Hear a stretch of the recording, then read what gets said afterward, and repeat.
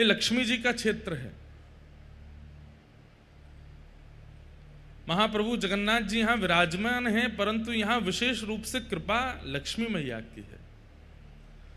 और कहां तक कहें, कोई अतिशयोक्ति तो नहीं होगी हमारी बात से कि केवल जनमानस पर लक्ष्मी जी की कृपा नहीं है, स्वयं जगन्नाथ महाप्रभु पर भी वही कृपा करती हैं। यहां पर लक्ष्मी मैया,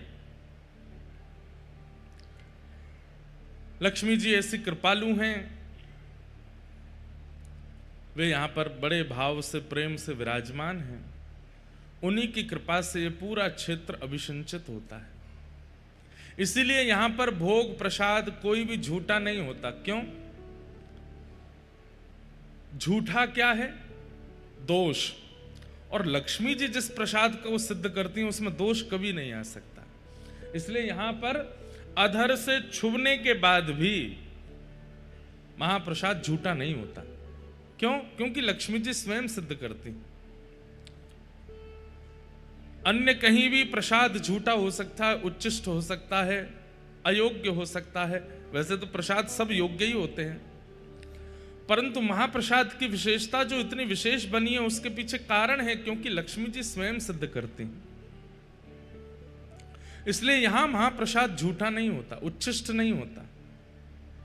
लक्ष्मी जी जिस वस्तु को हाथ लगा दें वो उच्छिष्ट कैसे हो सकती है?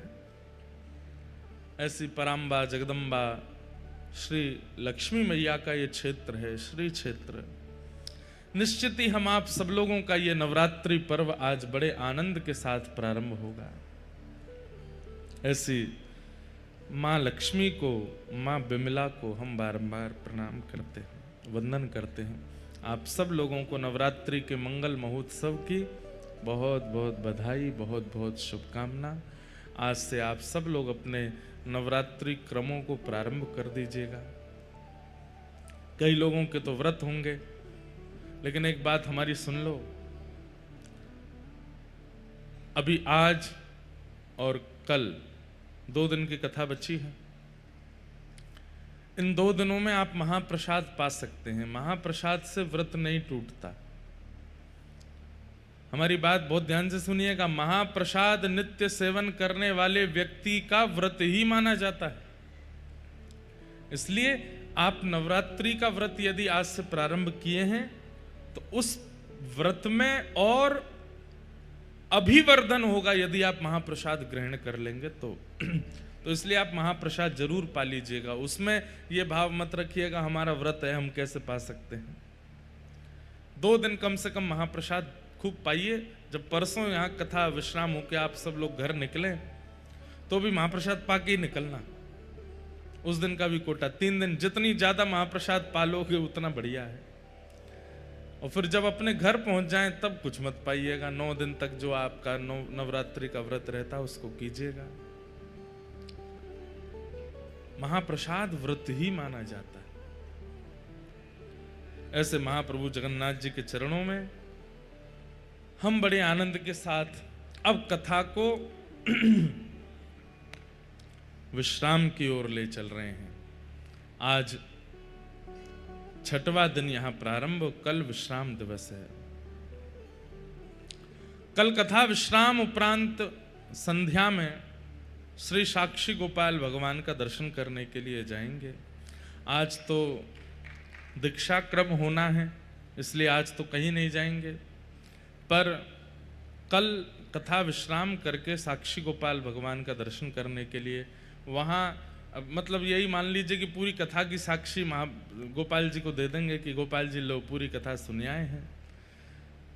बाकी तो देखिए, पुण्य की कामना करने वाले जीव को ये चिंता रहती है कि मेरी साक्षी कौन देगा कि मैं तीर्थ गया, लेकिन भक्तों को इतनी भी इच्छा नहीं रहती। भक्तों को ये भी अभी चिंता नहीं रहती कि हम तीर्थ गए, हमारा पुण्य रखा कि नहीं, वो कहीं हम जमा करवा दें, साक्षी लिखवा दें। भक्तों को इच्छा नहीं रहती। साक्षी गोपाल भगवान को ये बताने मत जाइए कि आप तीर्थ आए थे, बल्कि साक्षी गोपाल भगवान से ये पूछने जाया कीजिए कि आप सबकी साक्षी करते हो, हमें बस इतना बता दीजिए कि हम महाप्रभु जगन्नाथ जी का दर्शन करने आए, उनकी दृष्टि हम पर पड़ी कि नहीं, इसकी साक्षी आप हमें दे दो। ये कृपा करके हमें बता दो कि उन्होंने हमें देखा कि नहीं।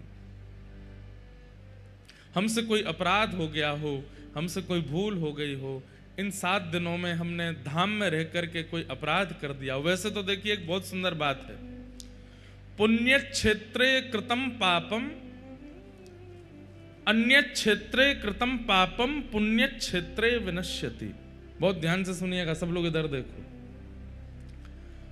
अन्य क्षेत्र में किया गया पाप, अन्य क्षेत्र किसको कहेंगे? जो तीर्थ नहीं है उसको अन्य क्षेत्र कहते हैं। जो हमारे शहर हैं जहां हम लोग रहते हैं वो सब अन्य क्षेत्र हैं। वहां किए गए पाप, और अन्य क्षेत्र में कई बार हमारे शहर भी तीर्थ होते हैं। अब जैसे जयपुर है, जयपुर तो तीर्थ ही है, वहां साक्षात गोविंद देव जी, गोपीनाथ जी, मदन मोहन जी, राधा विनोदी लाल जी सब बैठे हैं। जयपुर को आप कैसे एक शहर कह सकते हो? वो तो तीर्थ ही है, गुप्त वृंदावन है। गली गली में, हर दूसरी गली में ठाकुर जी विराजमान है जयपुर में।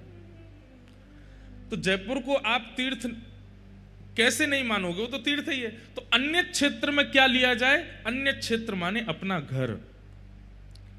अपने घर में, अपने व्यापार में हम लोगों से जो भी पाप हो जाता है, अपने व्यवहार में हम लोगों से जो भी पाप हो जाता है, पुण्य क्षेत्र में आकर के वो पाप नष्ट हो जाता है।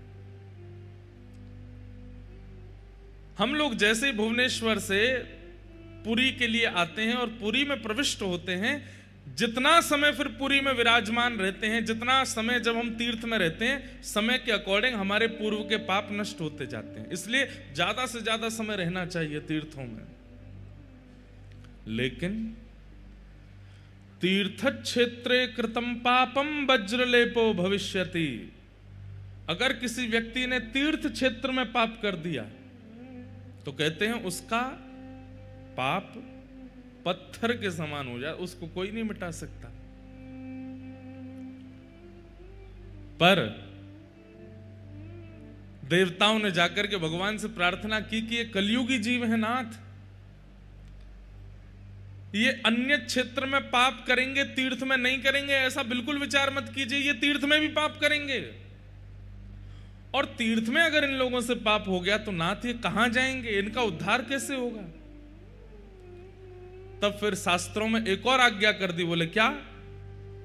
बोले तीर्थ क्षेत्रे कृतम पापम सिंधु तीरे विनश्यति।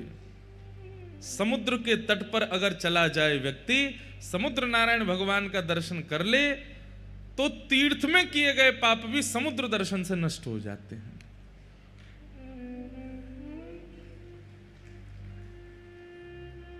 देवताओं के मन में आया, कलिकाल में सबसे ज्यादा पाप समुद्र के तट पे ही होंगे।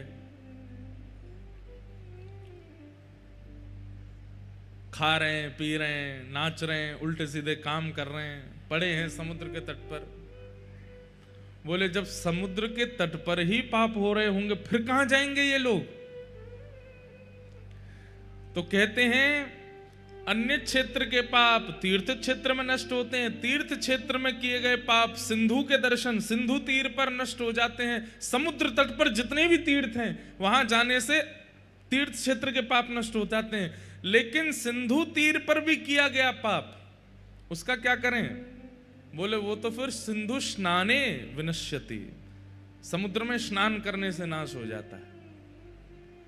आपने तट पर कोई पाप कर दिया तो आप प्रविष्ट हो जाइए, एक डुबकी लगाया और समुद्र में, तो फिर समुद्र में स्नान से तट पे किया गया पाप भी नष्ट हो जाता। आप सोच रहे हैं गंगा, यमुना, कावेरी, नर्मदा और जितनी भी पुण्य नदियां हैं, सबका जल है समुद्र में। एक बूंद भी मुख पर जाने से, वैसे तो आपका रोम रोम जो है वो पुलकित हो जाएगा। जरा आचमन करके देख लो समुद्र देवता का।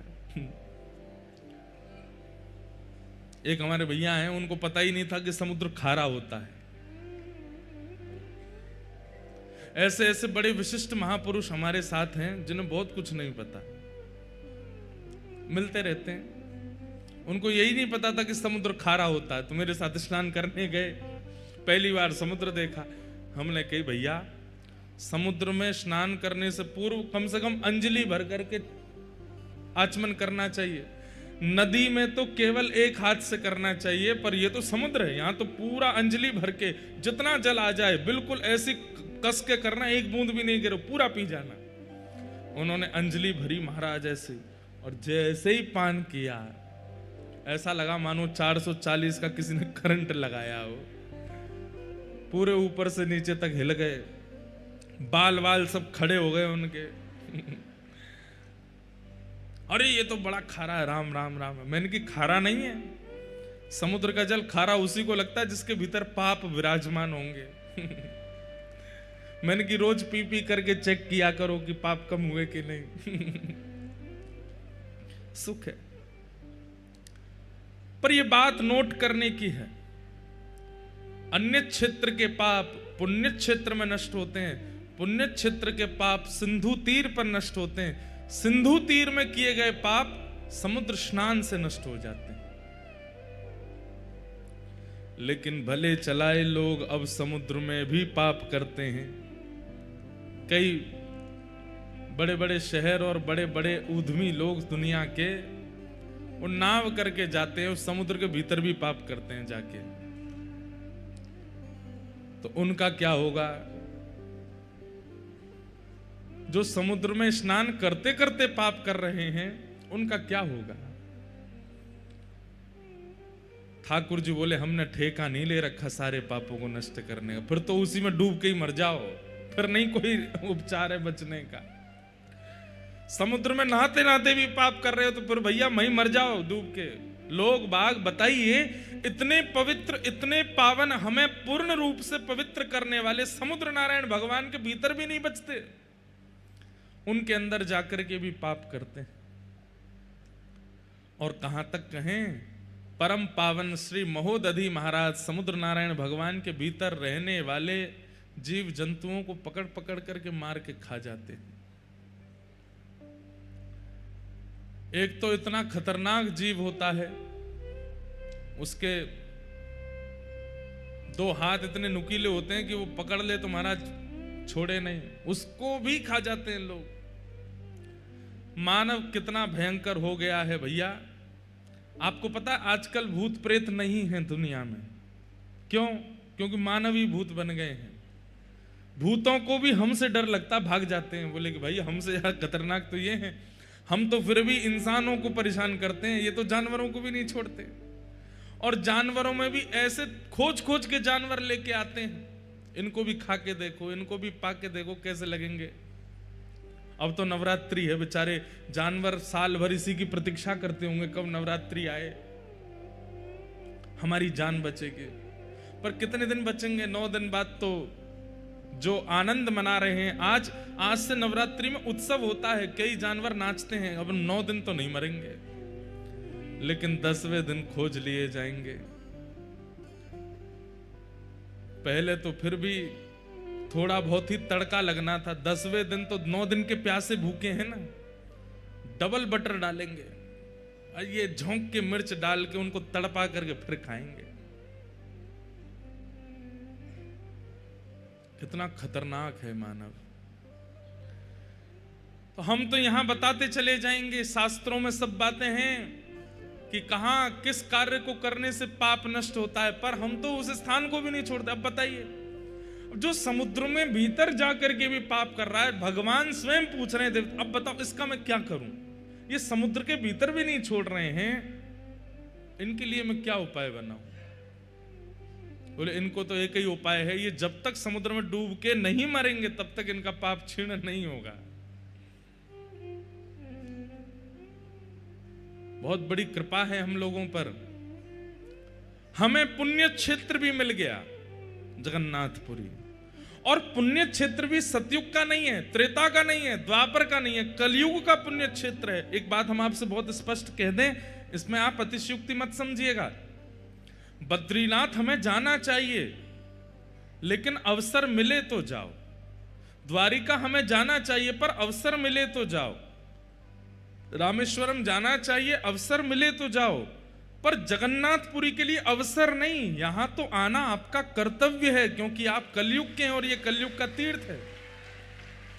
यहां के लिए आपको अवसर नहीं ढूंढना है, यहां के लिए आपको बहाना मौका नहीं ढूंढना है, यहां तो आपका आना कर्तव्य है, क्योंकि हम कलयुग के जीव हैं। यहां नहीं आएंगे तो निश्चित ही हमारा कर्तव्य नष्ट होगा। यहां आना तो हमारा दायित्व है, हमारी जिम्मेवारी है। उपयोगी जैसे कहते हैं, अन्न पाना जल पीना उपयोग है, उपयोगी है, श्वास लेना उपयोगी है, ऐसे यहां आना ये हमारे लिए बहुत आवश्यक है, आना ही पड़ेगा।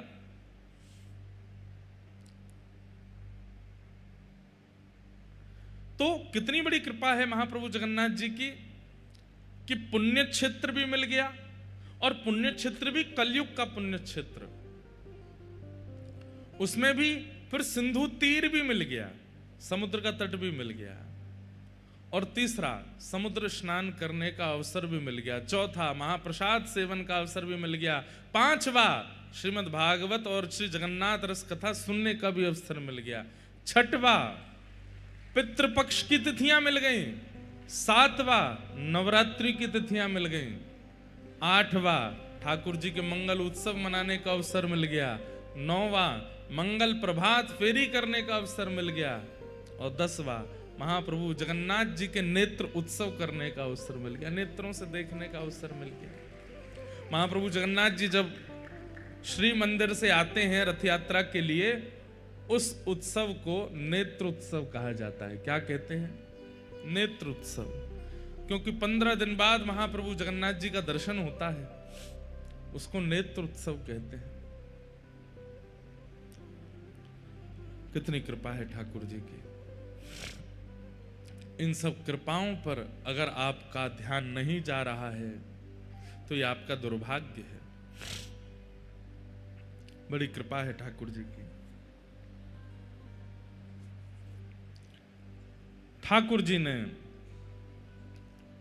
सब ब्रजवासियों को ले जाकर के गोवर्धन पूजा कराई है, गोवर्धन पुजवायो।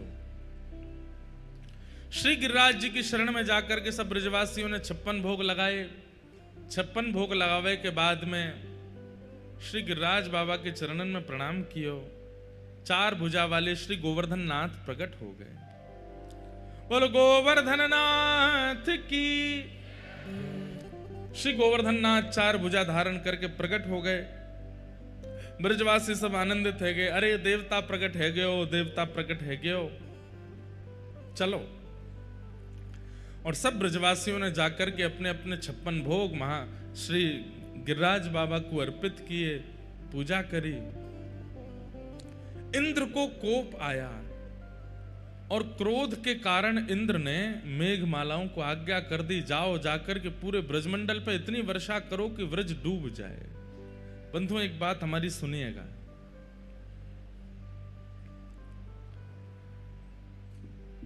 देवों को पूजिए, देवियों को भी पूजिए, पर चित्त में स्थान भगवान को दीजिए। क्यों? उचित पूजा ना करने पर, उचित नियम ना करने पर देवी देवता नाराज हो जाते हैं, ऐसा हमने सुना। आपने अगर क्रम से नहीं किया, नियम से नहीं किया, उचित पूर्वक नहीं किया, कहीं भी कोई कमी छोड़ दी, पुष्प अच्छे वाले नहीं चढ़ाए, दिया नहीं जलाया, देसी घी से ये नहीं किया, वो नहीं किया, तो कहते हैं आपके देवता इष्ट नाराज हो गए। महाप्रभु जगन्नाथ जी नाराज नहीं होते। ठाकुर जी केवल एक ही क्रिया से नाराज होते हैं, क्या? उनके भक्तों का अपमान मत करो, बस। उनकी सेवा में चूक हो जाए कोई दिक्कत नहीं, उनके प्रसाद में चूक हो जाए कोई दिक्कत नहीं, उनके श्रृंगार में चूक हो जाए कोई दिक्कत नहीं, पर कहीं अगर आपने उनके वैष्णव भक्तों की सेवा में चूक कर दी तो वो नाराज होते हैं। लेकिन देवी देवता वो तो अपनी सेवा से ही नाराज रहते हैं, इससे नाराज हो। अब इंद्र ने क्या किया? ब्रजवासी जो हजारों वर्षों से इंद्र की पूजा करते आ रहे थे, उन ब्रजवासियों ने एक बार इंद्र की पूजा ना करके नारायण की पूजा कर दी, नाराज हो गया इंद्र। ऐसे तो मानवों का स्वभाव होता है, तुम मुझे ही पूछो, तुम मुझसे ही मिलो, मेरी ही सुनो, मुझसे ही बात करो, मेरे अलावा किसी को देखना नहीं। ये मानवों का स्वभाव होता है। और किसी से बात भी कर ली तो मानव नाराज हो जाता है। ठाकुर जी ऐसे थोड़े हैं। अब आप जगन्नाथ मंदिर जाते हैं, जगन्नाथ मंदिर कितने सारे देवी देवता हैं। महाप्रभु जगन्नाथ जी मध्य में बैठे, पर चारों तरफ सब देवी देवता विराज रहे हैं। आप किसी अन्य देवी का दर्शन करने के लिए बाहर जाओ, देवता का, तो महाप्रभु जी नाराज होते हैं? नहीं होते।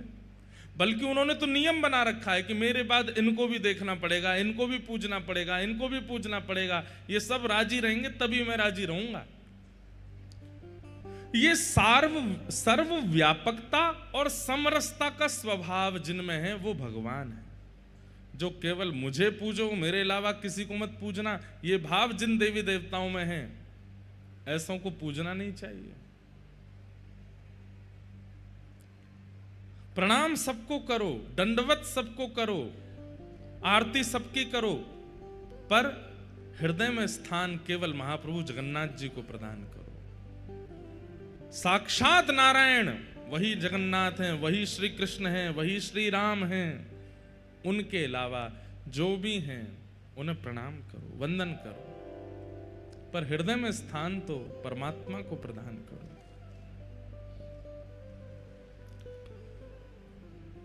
इंद्र ने कोप में भर करके मेघमालाओं को आज्ञा कर दी और कह दिया इतनी वर्षा करो कि पूरा ब्रज डूब जाए।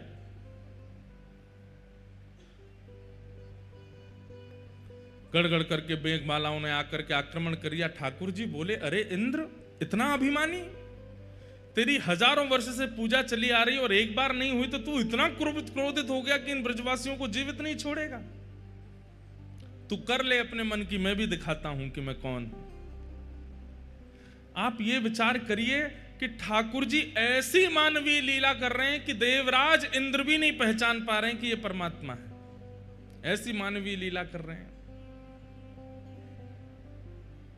मेघमालाओं ने आकर के जैसे ब्रजमंडल पर आक्रमण किया, ब्रजवासी दौड़ने लगे, त्राहिमाम चिल्लाने लगे, कहने लगे हम तो पहले ही मना कर रहे थे कि इंद्र पूजा बंद मत करो, नाराज हो जाएगो, लेकिन यहां लाला की बात में आकर के हमने इंद्र पूजा बंद कर दी, अब हमारा पूरा ब्रजमंडल डूब जाएगो। ठाकुर जी बोले, भैया जिनकी शरण में आए हो उन पे भरोसा रखो, उन पे विश्वास करो, वो रक्षा करेंगे। लेकिन ऐसे में कौन सुने? तब ठाकुर जी ने ही कृपा करके श्री गिरिराज बाबा को प्रणाम कियो, और प्रणाम करके जैसे ही एक तरफ से अधर किए श्री गिरिराज जी, 7 कोस लंबे चौड़े गिरिराज पर्वत को 7 बरस के ठाकुर जी ने अपने बाम हस्त की कन्नी उंगली के नख पर धारण कर लियो। बोल गिरवरधारी गोपाल की। 7 कोस लंबे चौड़े 7 बरस के ठाकुर जी 7 दिन 7 रात्रि पर्यंत ठाकुर जी ने धारण करके रखा। जैसे ही श्री गिरिराज जी को अपनी बाम हस्त की कन्नी उंगली के नख पर धारण किया, सब ब्रजवासियों ने देखा, अरे लाला ने पहाड़ उठा लियो, अरे लाला ने पत्थर उठा लियो, अरे लाला ने पहाड़ उठा लियो, गिरिराज जी उठा लिए। सब ब्रजवासी दौड़े और भीतर जाकर के सब खड़े हो गए। गिरिराज जी कभी इधर जावे कभी उधर जावे, सब ब्रजवासी अपनी अपनी छड़ी लगा करके खड़े हो गए नीचे। नख पे धार लियो गिरिराज नाम गिरधारी पायो है। नख पे धार लियो गिरिराज नाम गिरधारी पायो है। नख पे धार लियो गिरिराज नाम गिरधारी पायो है। नख पे धार लियो गिरिराज नाम गिरधारी पायो है। धारी पायो है, नाम गिरधारी पायो है। गिरधारी पायो है, नाम गिरधारी पायो है। धारी पायो है, नाम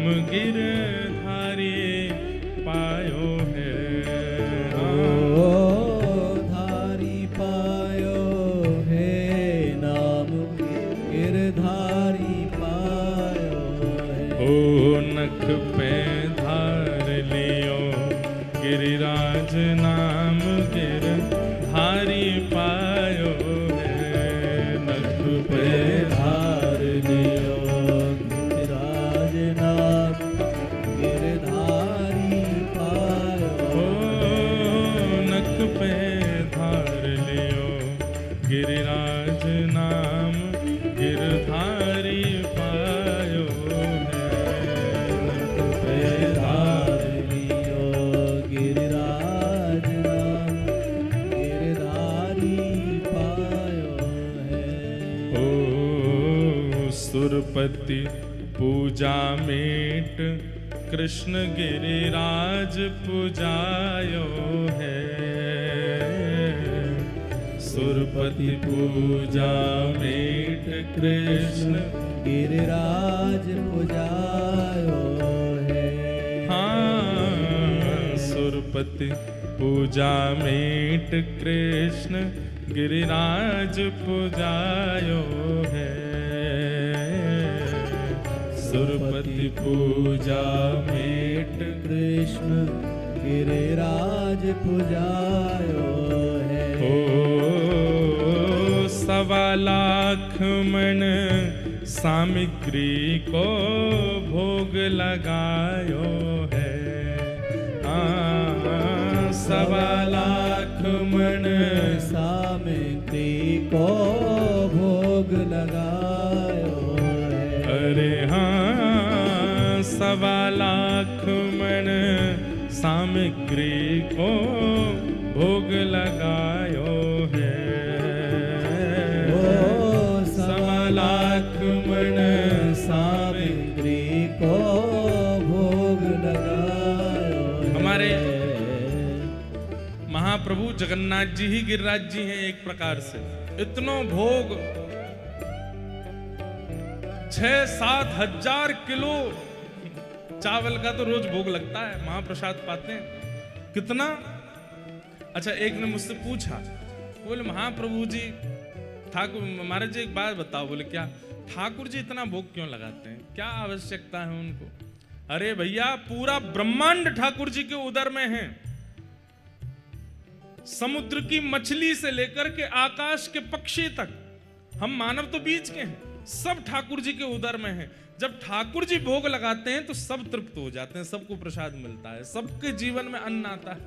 ये हमारे पास जो आज खाने की सामग्री आ रही है, पक्षियों को जो मिल रहा है, यहाँ पर जल के सब जीवों को जो प्राप्त हो रहा है, ये सब महाप्रभु जी की कृपा से हो रहा है। उनके उदर में सब विद्यमान है। जब उनका भोग लगता है तभी सबको प्राप्त होता है।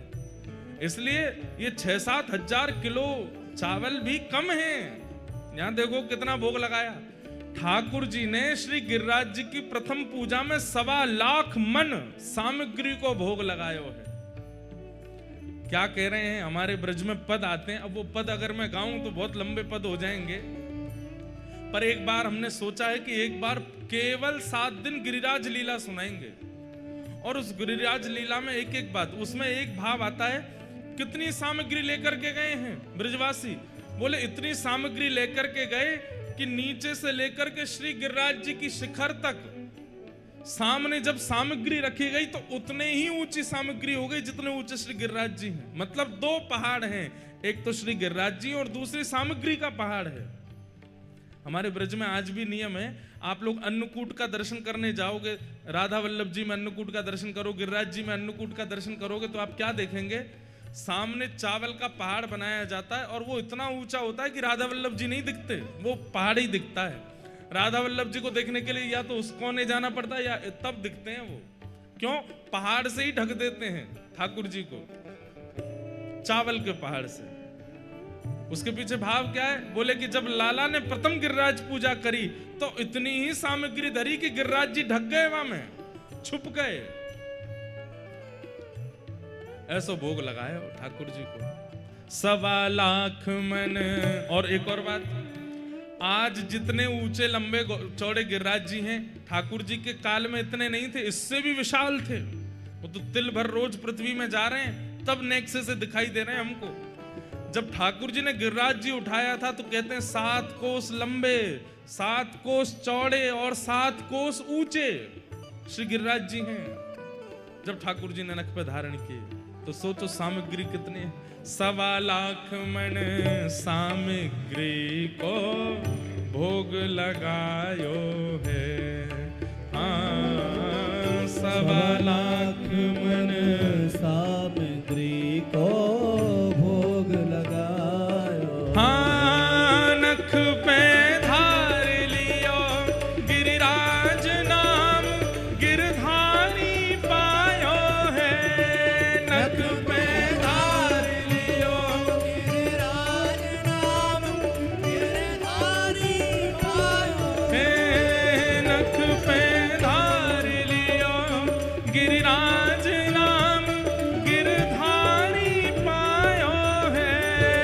नख पे धार लियो गिरिराज नाम गिरधारी बोल गिरिराज धरण की।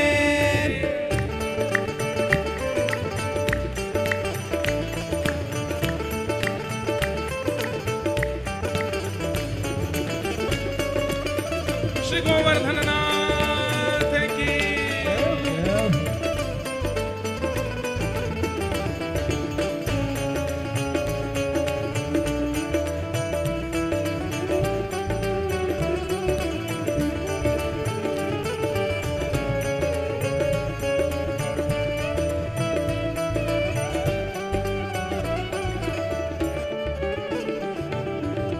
पड़ी स्वर्ग में खबर क्रोध सुरपति को छायो है।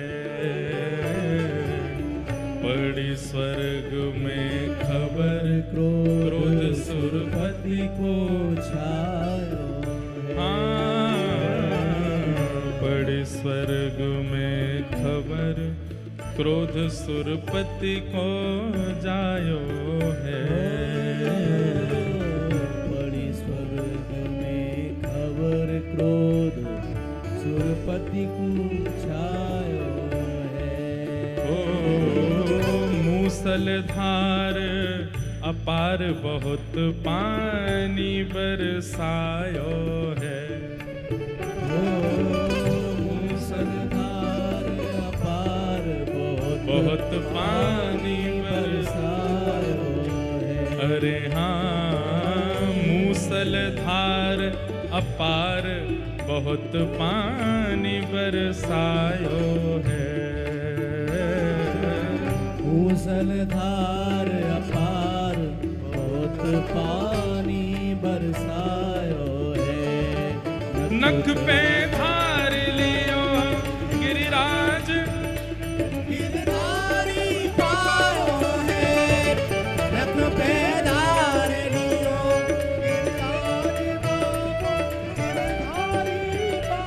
गिरधारी पायो है। नाम गिरधारी पायो है। हाँ, गिरधारी पायो है। नाम गिरधारी पायो। ओ नख पे धार लियो गिरिराज नाम गिरधारी पायो है। नख पे धार लियो गिरिराज नाम गिरधारी पायो है।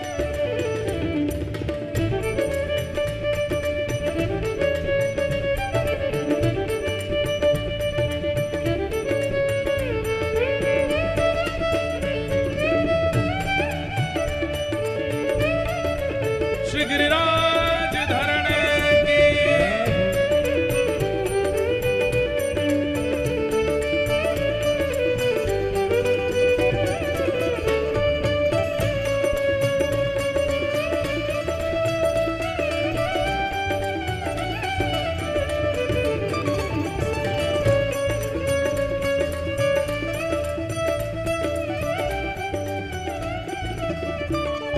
और पड़ी न ब्रज में बूंद इंद्र देखत घबरायो है। पड़ी न ब्रज में बूंद इंद्र देखत महाराज, जिन वर्षाओं से प्रलयकालीन समुद्र को प्रकट किया जाता है, वो सांबर्तक ऋतु गई हैं ब्रज पर वर्षा करने के लिए। लेकिन इंद्र ने जब देखा तो क्या पाया, एक बूंद भी नहीं गई है ब्रज में। पड़ी न ब्रज में बूंद, देख इंद्र ही घबरायो है। पड़ी न ब्रज में बूंद, इंद्र देखत घबरायो है। क्यों? ब्रजवासी सब कहें कृष्ण गिरिराज उठायो है। हाँ, ब्रजवासी सब कहें कृष्ण गिरिराज उठायो है। अरे हाँ, ब्रजवासी सब कहें कृष्ण गिरिराज उठायो है। हाँ, ब्रजवासी सब कहें कृष्ण गिरिराज उठायो। नख पे ओ नख पे ओ नख पे धार लियो, गिरिराज नाम गिरधारी पायो है।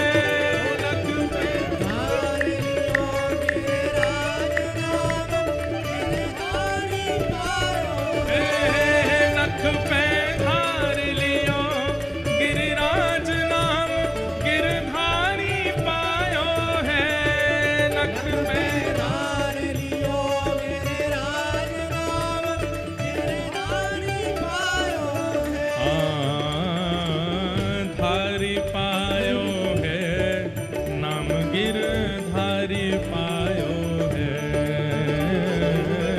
धारी पायो है, नाम गिरधारी पायो है। गिरधारी पायो है, नाम गिरधारी पायो है। नाम गिरधारी पायो है। नाम गिरधारी पायो है। नाम गिरधारी पायो है। गिरधारी पायो है। नाम गिरधारी पायो है। नाम गिरधारी पायो है। नाम गिरधारी पायो है। नाम गिरधारी श्री गिरिराज धरणे की।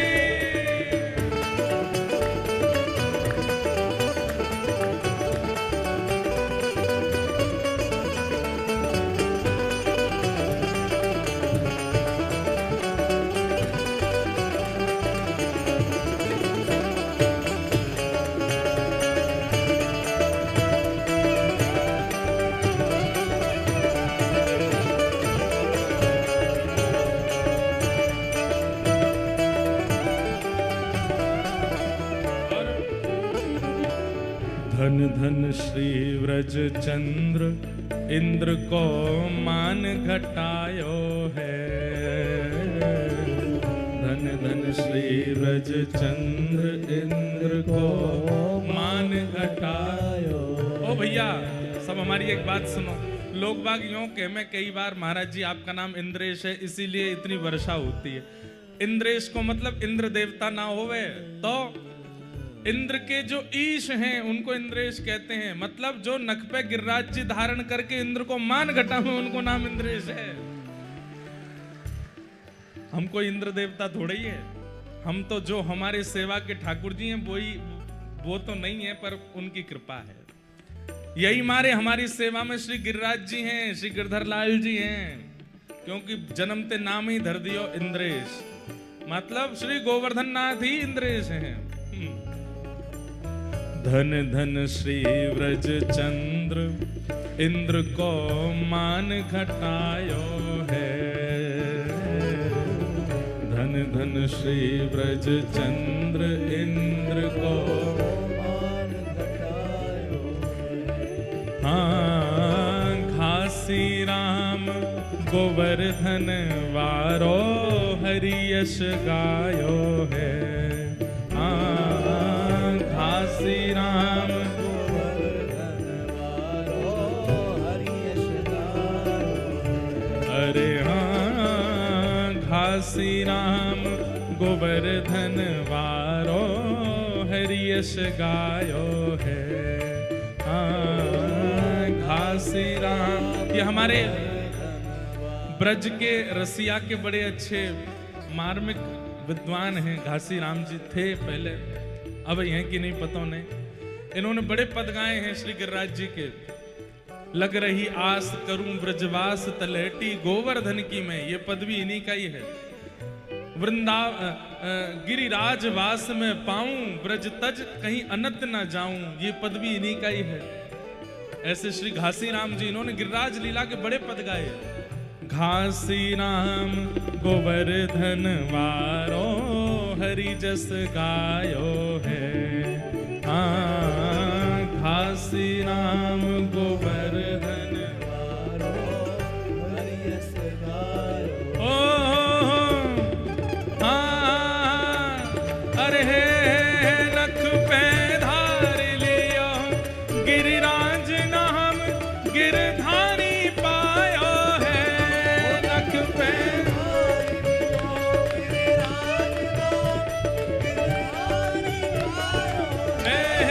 नख पे धार लियो गिरिराज नाम गिरधारी पायो है।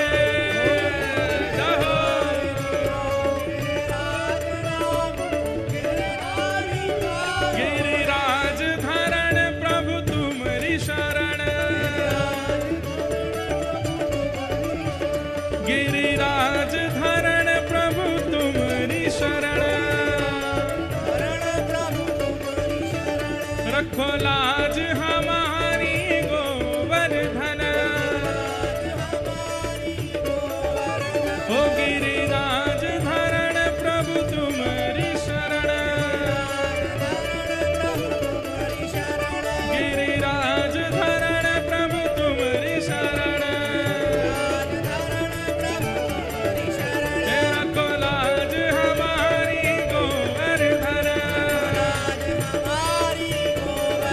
ओ गिरिराज धरण प्रभु तुम्हारी शरण। ओ जय राधे राधे श्री राधे राधे। ओ प्यारो गिरिवरधारी प्यारो गिरिवरधारी श्री कृष्ण मुरारी। श्री कृष्ण मुरारी बरसाने वारी। श्री राधे राधे भजो राधे राधे। श्री राधे राधे भजो राधे राधे। श्री राधे राधे भजो राधे राधे। श्री राधे राधे श्री राधे राधे। ये देखो साक्षात ठाकुर जी आए हैं।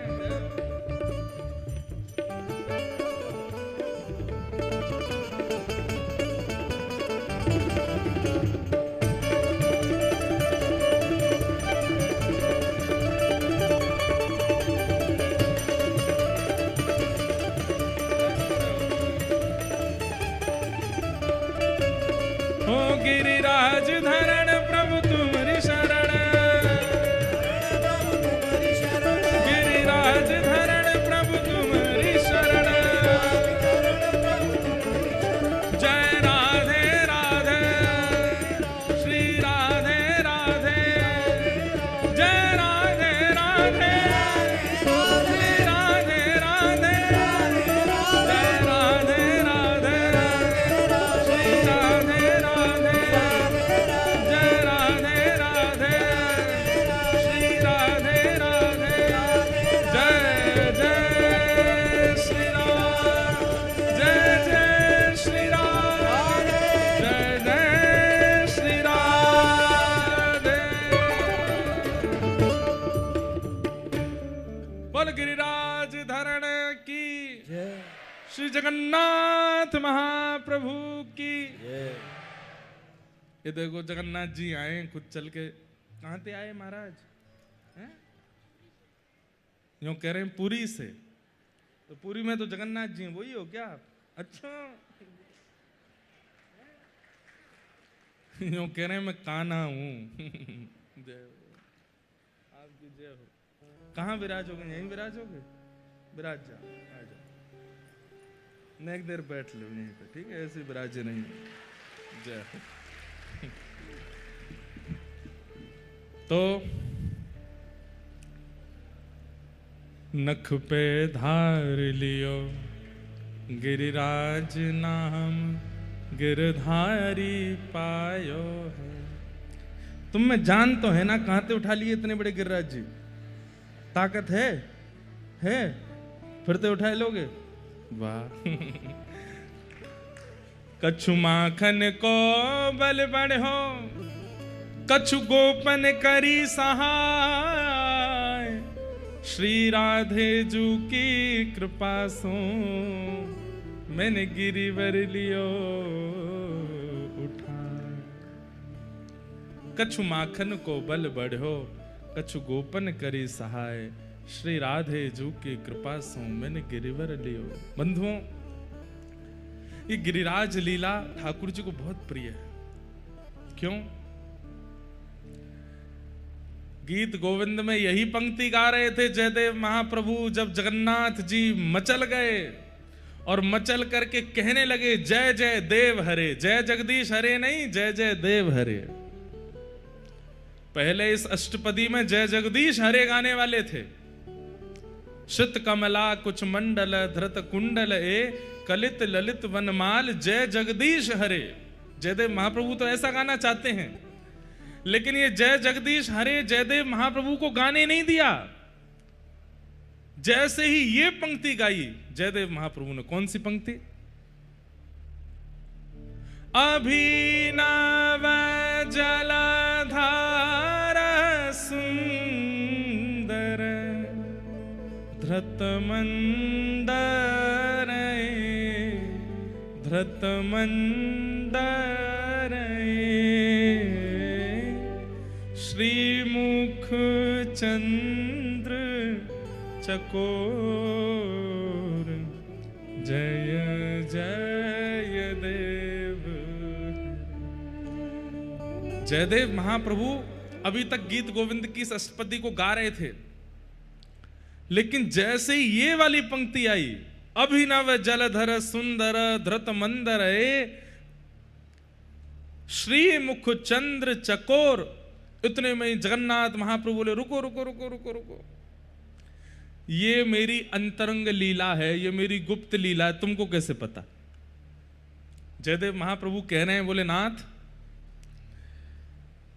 इतने बड़े ब्रह्मांड में शंकराचार्य आपको पहचान जाते हैं, बड़े बड़े रामानंदाचार्य, रामानुजाचार्य, माधवाचार्य, श्री चैतन्य महाप्रभु, गौड़िया वैष्णवाचार्य, ये सब आपको पहचान जाते हैं, और देवताओं का राजा इंद्र नहीं पहचान पाया आपको।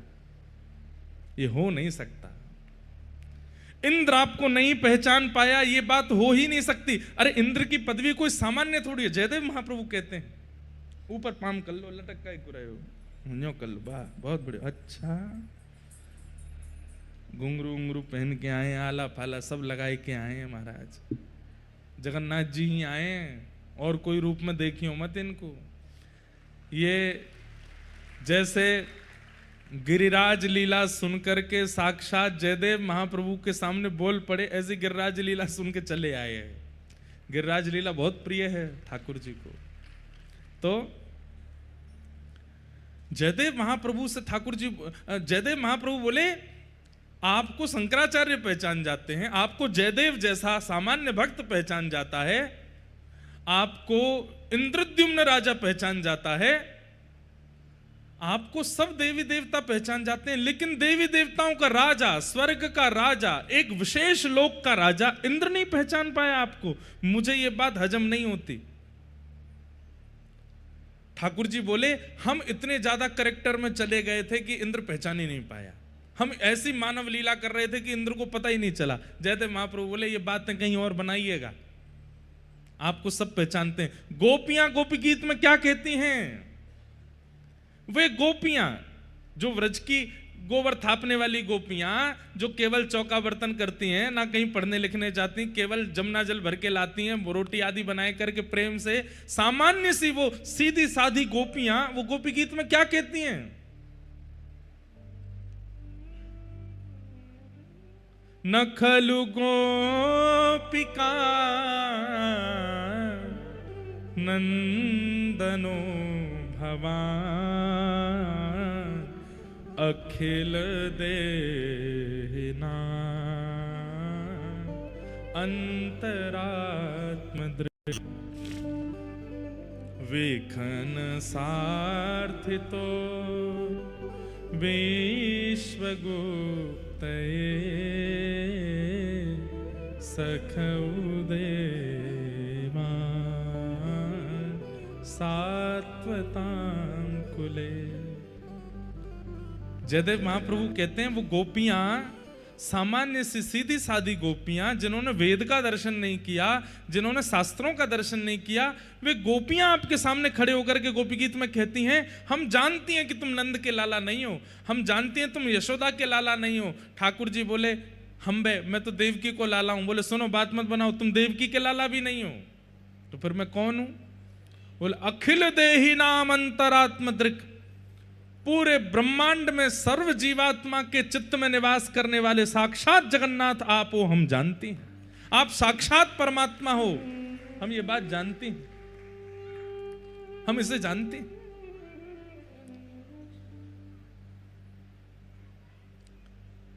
गोपियां कह रही हैं कि वे जानती हैं कि आप परमात्मा हो, और इंद्र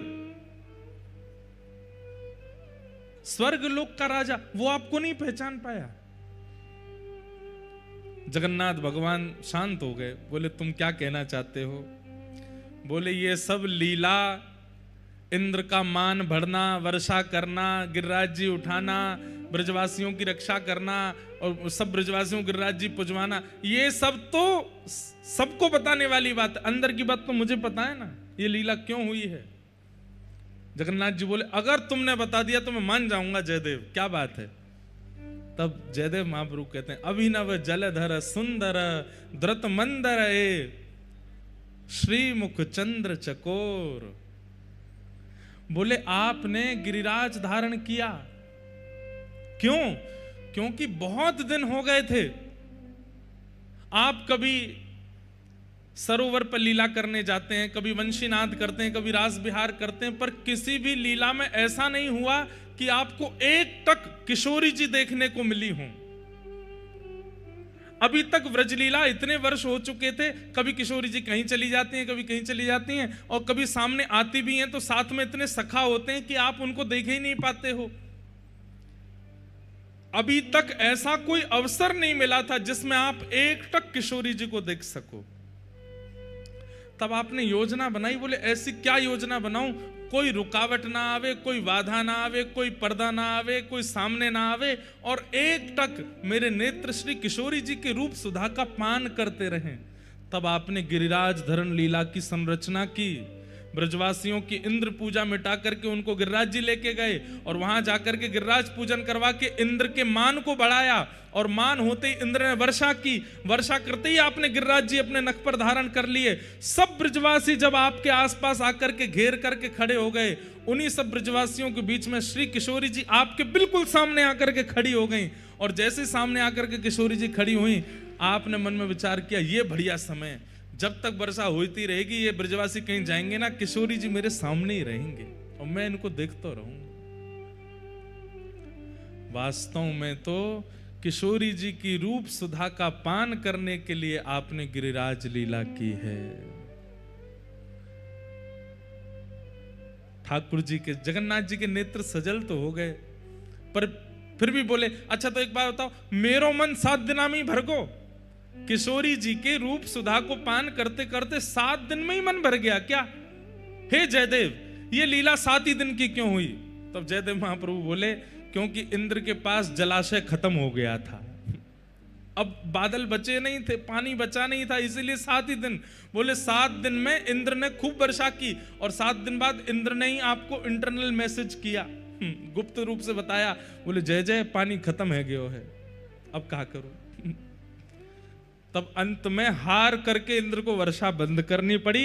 नहीं तो आपकी इच्छा अगर चलती तो 7 युगों तक वर्षा चलती रहती और आप किशोरी जी की रूप सुधा का पान करते रहते। महाप्रभु जगन्नाथ जी बोले सुनो, इस पूरी अष्टपदी में से जय जगदीश हरे हटाओ। बोले तो क्या होगा? बोले जय जय देव हरे। हे जयदेव, मेरी इस अंतरंग लीला का रहस्य जानने वाले तुम हो, इसलिए मैं इस पूरी अष्टपदी में जय जय देव हरे।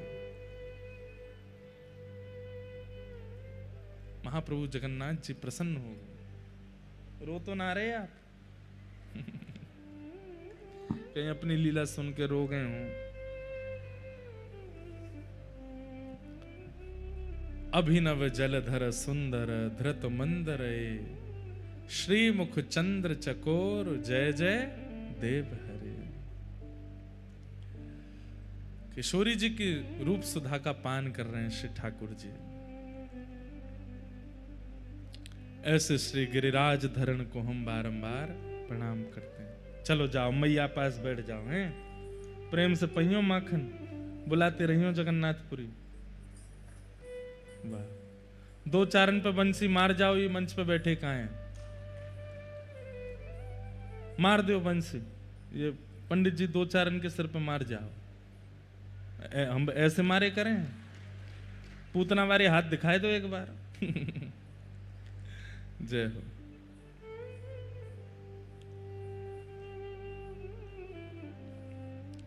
आपको पता है महाप्रभु जगन्नाथ जी की भुजा ऐसी क्यों है? वाह, बहुत बढ़िया। नहीं नहीं ठीक है, अब आप प्रस्थान कर जाओ। जय। अब तुम लोग मत पड़वान लगी हो अपने सिर पे कि हम मार जाओ, उन्हें जान दो प्रेम से। जय। श्री जगन्नाथ महाप्रभु की जय। ठाकुर जी ने मधुर लीला की। तो हम ये बात कह रहे थे, महाप्रभु जगन्नाथ जी की भुजाएं ऐसी क्यों हैं? हाँ, अब आप लोग उनको प्रेम से जाने दो, कथा सुनते रहो। हाँ, अब बस बस बहुत है कि अब जिनको वो मन से मार जाएं वही ठीक है, जबरदस्ती मत पड़वाइए। ये माता जी नहीं मानेंगी, दे जाओ इनमें एक। जय हो। इसीलिए ठाकुर जी प्रकट नहीं होते। ठाकुर जी कहें अगर कलिकाल में प्रकट हो गया तो सबसे ज्यादा समय तो मेरा सेल्फियों में व्यस्त हो जाएगा। बोले प्रणाम बाद में करेंगे। ठाकुर जी 1 सेल्फी प्लीज, एक बार स्माइल कर दो। इसलिए महाप्रभु जगन्नाथ जी ने प्रकट ही नहीं हो रहे हैं, मंदिर में ही बैठे। बोले मोह डर लगा भैया, ये कलयुग के जीव बड़े खतरनाक, और एक पे कृपा कर दे तो सबन की लाइन लग जाएगी, हम पे करो। आचरण सुधारेंगे नहीं, व्यवहार सुधारेंगे नहीं, खान पान शुद्ध करेंगे नहीं, लाइन में लग के दर्शन करके कृपा जरूर चाहिए हमको। ऐसे हम जीवात्मा, हम हमसे डर गए ठाकुर जी, इसलिए प्रकट नहीं हो रहे हैं। मंदिर में ही बैठे, बोले यहीं आ जाओ भैया। उसमें भी फिर गर्भगृह भी बंद कर दिया, बोले सबका प्रवेश वर्जित है, दूर से ही देख जाओ, ज्यादा मेरे पास मत आओ, मुझे बहुत डर लगता है आप लोगों से। कभी कभी हमें लगता है इतने खतरनाक हम होते जा रहे हैं, दिन ब दिन आधुनिकता बढ़ती जा रही है, साइंटिफिक चीजें बढ़ती जा रही हैं और टेक्नोलॉजी में इतने हाई होते जा रहे हैं। कुछ दिन पहले पता चला एक वो चश्मा आता है उसमें कैमरा होता है, आदमी वो कैमरा चला करके मंदिरों में चला गया, सब खींच लाया फोटो भीतर से। वो तो फिर उसको बाद में पकड़ लिया। इतने खतरनाक हैं हम लोग, इसीलिए डर के मारे ठाकुर जी नहीं आ रहे हैं। कहीं मैं सुन रहा था, जन कौन मुझे बता रहे थे, भगवान ने सृष्टि बनाई और सृष्टि बनाने के बाद ठाकुर जी स्वयं डर गए हम लोगों से। ठाकुर जी बोले मैं इनसे अब कैसे बचूं, ये तो मुझे छोड़ेंगे नहीं। तो ठाकुर जी ने पहाड़ बना दिए, बोले मैं पहाड़ में जाके छिप जाऊंगा। तो फिर किसी ने कहा बोले यहां भी ढूंढ लेंगे आपको। तो ठाकुर जी ने समुद्र बना दी, बोले इसके भीतर डूब जाऊंगा, बोले ये भी खोज लेंगे यहाँ पे। तब ठाकुर जी सब जगह छुपते छुपते कहाँ गए, बोले इंसान के हृदय में ही जाके छुप गए। बोले सब जगह ढूंढेगा, यहां नहीं ढूंढेगा, सब जगह ढूंढ लेगा, भीतर नहीं ढूंढेगा अपने। तो ठाकुर जी हमारे भीतर ही छुप के बैठ गए। लेकिन हम गुरुजन, हम कथावाचक जन कथा सुना के यही बता देंगे कि ठाकुर जी भीतर ही बैठे हैं, फिर भी नहीं ढूंढेगा भीतर। हमारे पूज्य गुरुदेव भगवान पूज्य पिताजी महाराज एक बहुत सुंदर पंक्ति गाते हैं, उन्होंने खुद ने लिखी है।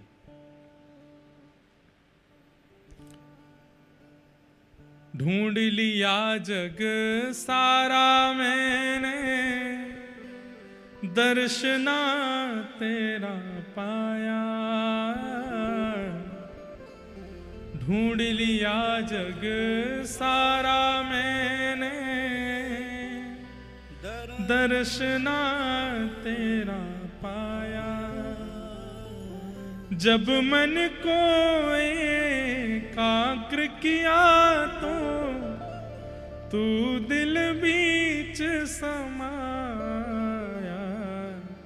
सब जगह ढूंढ लिया, मुझे आप नहीं मिले, लेकिन जब मैंने गुरुआश्रय में जाकर के मन को एकाग्र किया तो मैंने क्या पाया? जब मन को एकाग्र किया तो तू दिल बीच समाया।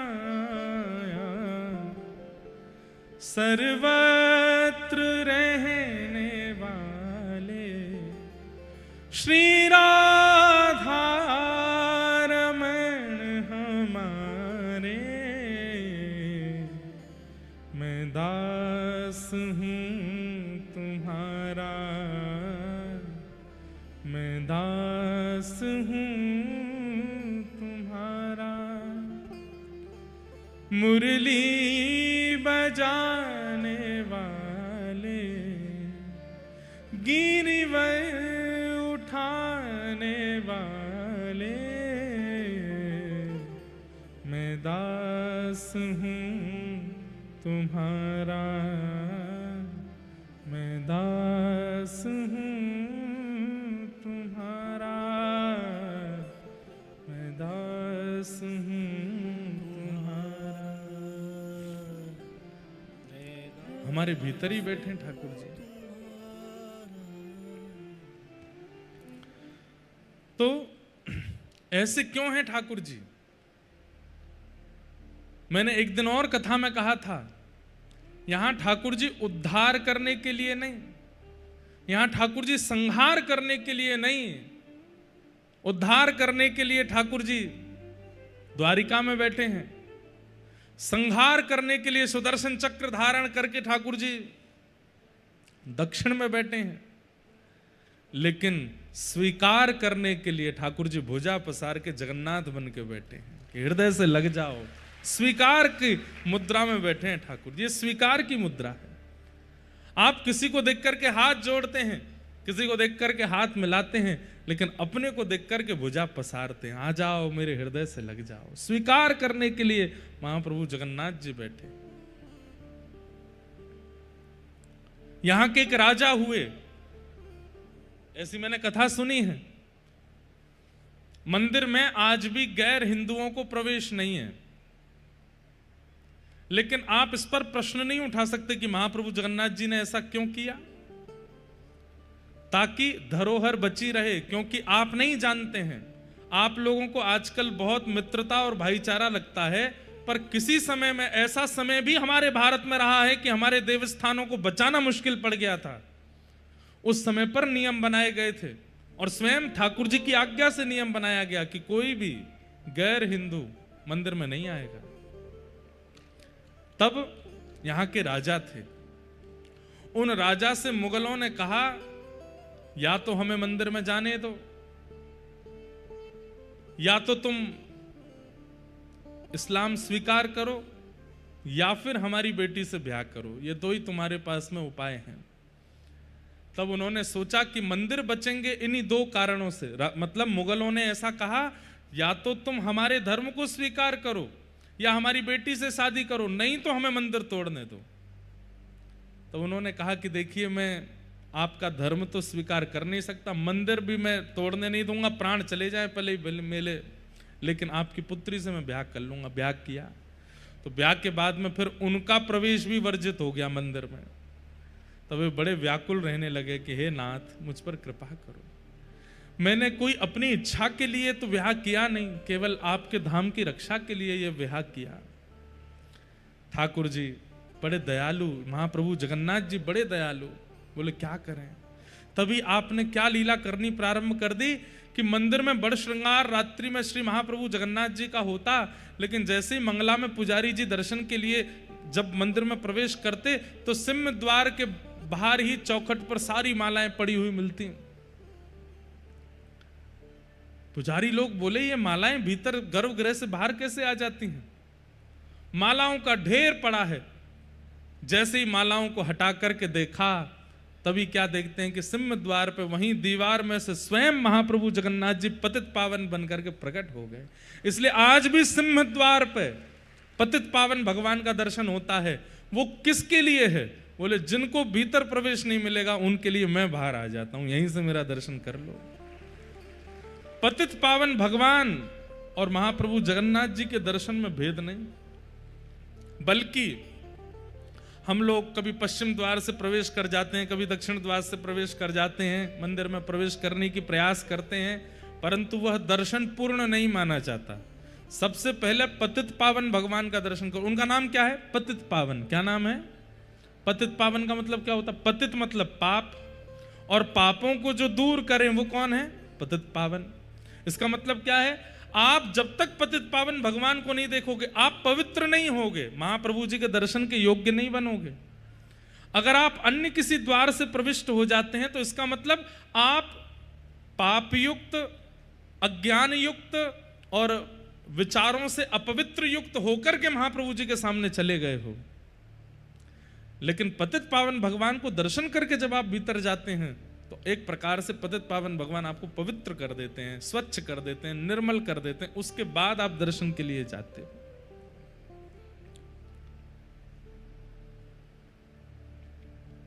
ऐसे पतित पावन भगवान कितनी कृपा करके ठाकुर जी प्रकट हो गए। और रसखान कालीन भक्तों के लिए, ताज बेगम कालीन भक्तों के लिए कई ऐसे भक्त हुए, ताज खां जैसे भक्तों के लिए, सालबेग जैसे भक्तों के लिए महाप्रभु जगन्नाथ ही पतित पावन बनकर के प्रकट हो गए। ऐसा अगर मैं कह दूं तो कोई अतिशयोक्ति नहीं, मेरी बात को अन्यथा मत लीजिएगा। भीतर वाले जगन्नाथ जी ने फिर भी गिने चुनों पर कृपा की है, पर पतित पावन भगवान ने तो सब पर कृपा की है। सालबेग भी इन्हीं के ही दास हैं, रसखान भी इन्हीं के ही दास हैं, और सदना कसाई, सदन कसाई वो भी पतित पावन भगवान की कृपा से प्रकट हुए। उन पर कृपा भी पतित पावन भगवान ने की। इसलिए सिंह द्वार पे पतित पावन भगवान, उनका दर्शन करो। वो हम जीवों पर उद्धार करने के लिए और जो वैदिक हिंदू परंपरा में नहीं है उन पर अनुग्रह करने के लिए पतित पावन बनकर के प्रकट हुए हैं।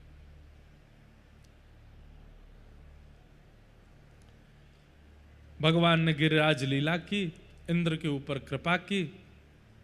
तत्पश्चात महाप्रभु हमारे बार बार यहाँ पे ठाकुर जी गोविंद कृष्ण गोपाल निकलते ही नहीं, महाप्रभु जगन्नाथ ही निकलते हैं हर लीलाओं में। ठाकुर जी ने गिरिराज लीला के बाद में फिर गायों का उद्धार किया, गायों की सेवा की, तो गायों ने भगवान को एक नाम प्रदान किया, गोविंद। भगवान का नाम गोविंद पड़ा।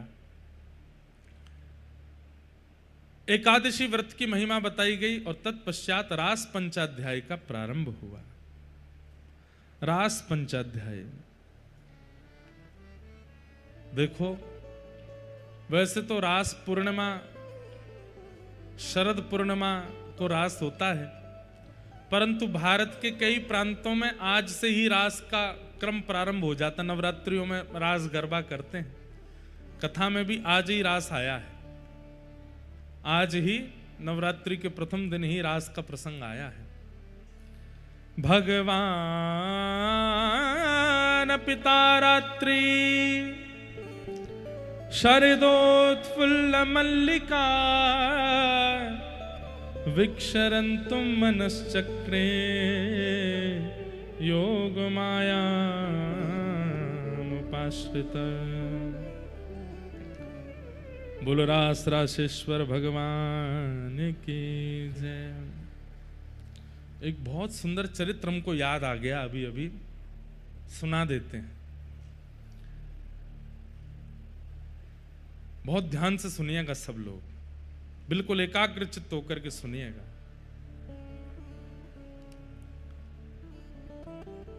जैसे रास में गोपियों की महत्वता है, ठाकुर जी की महत्वता है, श्री किशोरी जी की महत्वता है, पर ठाकुर जी, किशोरी जी और गोपियों से भी अधिक महत्व किसका है? वंशी का। ठाकुर जी की वंशी। सब लोग इधर देखिए, बहुत ध्यान से सुनिएगा। ठाकुर जी की वंशी अगर नई बाजी होती तो रास कभी नहीं हो पाता।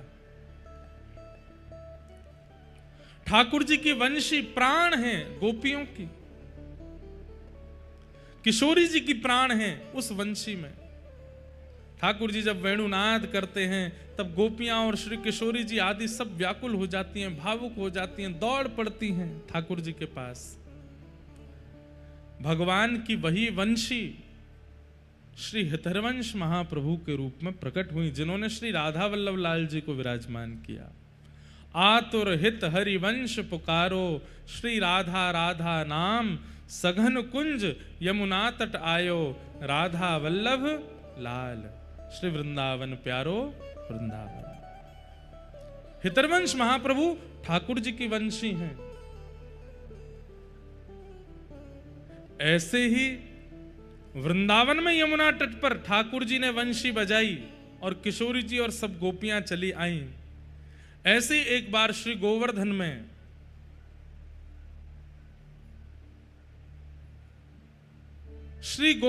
में किशोरी जी की इच्छा हुई कि श्याम सुंदर यहां आ जाते तो हम रास विहार करते। कैसे बुलाएं? श्याम सुंदर तो बहुत दूर हैं। श्याम सुंदर को कैसे बुलवाया जाए? और कोई गोपी जाकर के ठाकुर जी को आमंत्रण देकर के आएगी तो अब तक तो बहुत समय लग जाएगा। तब एक गोपी ने युक्ति बताई, अरे श्यामाजू, जैसे ठाकुर जी वंशीनाद करके हम सबन को बुलावे, आज आपकी बड़ी इच्छा है रही है रास बिहार करवे की। आप एक काम करो, जैसे ठाकुर जी वंशी बुला के हमें बुलावे, आप भी वंशी बजा करके ठाकुर जी को बुलाओ। तब किशोरी जी ने अधर पर वेणु धारण की और वंशी धारण करके जैसे ही वेणुनाद किया किशोरी जी ने, दूर वन में यमुना पल्ली पार गैया चरा रहे श्याम सुंदर, उनके कानों में जैसे ही वंशी धुनी गई है, वो धुन नहीं थी, उसमें शब्द थे, हे श्याम सुंदर, हम समस्त गोपांगनाओं के साथ श्री राधा रानी आपकी प्रतीक्षा कर रही हैं, जल्दी पधारो। ठाकुर जी तुरंत गए, मधुमंगल सीधा माते कही, जल्दी मेरी गैया संभालो, मैं जा रहा हूं। बोले कहां जा रहा हो लाला? बोले अरे श्यामा जी बुला रही हैं। पहली बार किशोरी जी ने वंशीनाद करके ठाकुर जी को बुलाया और दौड़ते भागते उछलते कूदते श्याम सुंदर दौड़ करके श्री गोवर्धन आए और श्री गिरिराज जी में आकर के ठाकुर जी ने किशोरी जी के साथ रास विहार किया। बंधुओं, अभी हमारी रेवासा में कथा थी, परम पूजनीय श्री मलुक पीठ वाले पूज्य महाराज जी की सन्निधि में। आज पूज्य महाराज जी के कृपा पात्र भी पधारे हैं। पूज्य महाराज जी का यहाँ स्थान भी है श्री जगन्नाथपुरी में। तो महाराज जी ने हमको एक लीला सुनाई। बोले कि रामावतार में श्री सीता जी वंशी बजाती हैं और श्री राम जी वीणा बजाते हैं। सियाजू वंशी बजाती हैं, राम जी वीणा बजाते हैं, और उन दोनों की एक लीला दोनों को बहुत भाती है। तब किशोरी जी से राघव जी कहते हैं कि आप वंशी इतनी मधुर बजाते हैं, हमें सिखा दो। तो किशोरी जी मतलब जानकी जी राम जी को वंशी सिखाती हैं और राम जी सीता जी को वीणा सिखाते हैं। इसी के भाव से श्री द्वापर युग में ठाकुर जी वंशी बजाते हैं और श्री राधा रानी वीणा बजाती हैं। क्यों? बोले राधा रानी वीणा क्यों बजाती हैं? बोले राम जी ने सिखाया वीणा बजाना। और ठाकुर जी वंशी क्यों बजाते हैं? बोले सीता जी ने सिखाई है वंशी बजानी।